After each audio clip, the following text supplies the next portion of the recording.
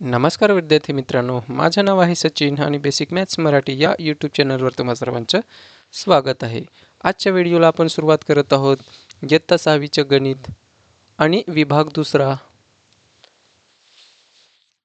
प्रकरण आहे 10वे आणि प्रकरणाचे नाव काय आहे तर समीकरण आणि त्याचा सराव संच 26वा।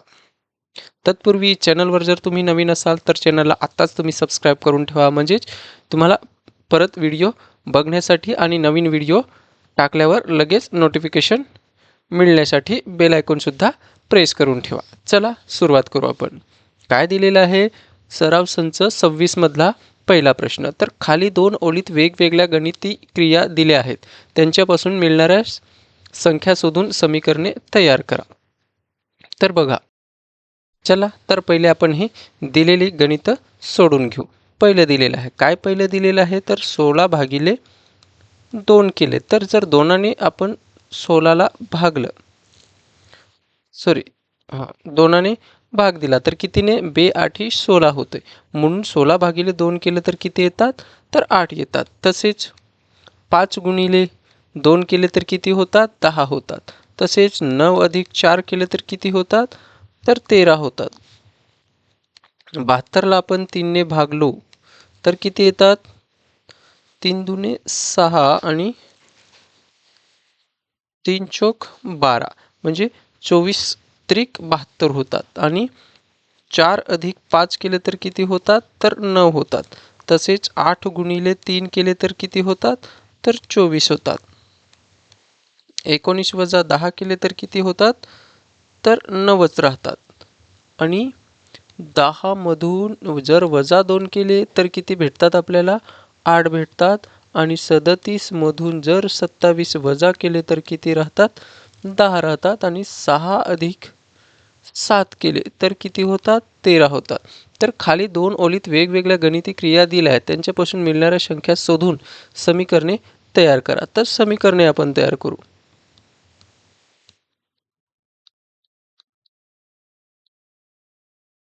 तर बघा, अशा कोणत्या ज्या दोन संख्या आहेत त्यांचे उत्तर सेम येते। तर बघा, इथं 16 भागिले जर आपण 2 केलं तरी पण 8 येतोय, आणि 10 - 2 केला तरी पण किती भेटतोय आपल्याला, 8च भेटतोय। तसंच आपण दुसरं करू शकतो, 5 गुणिले जर 2 केले तरी 10 भेटतात, आणि 37 वजा आपण 27 केले तरी पण आपल्याला किती भेटतात, 10च भेटतात। म्हणजे उजवी बाजू आपल्याला सेमच भेटते। हे आपण बनवलं, हे पहिलं समीकरण, दुसरं समीकरण, तिसरं समीकरण आपण तयार करू शकतो। बघा, 9 + 4 केले ते पण किती होतात तर 13 होतात। तसेच 6 + आपण 7 केले ते सुद्धा किती होतात, 13च होतात। तसंच चौथं समीकरण आपण तयार करू शकू। बघा, 72ला आपण जर 3ने भागलो तरी आपल्याला किती भेटतात तर 24 भेटतात। आणि 8 गुणिले 3 केले तरी पण आपल्याला किती भेटतात, 24 भेटतात।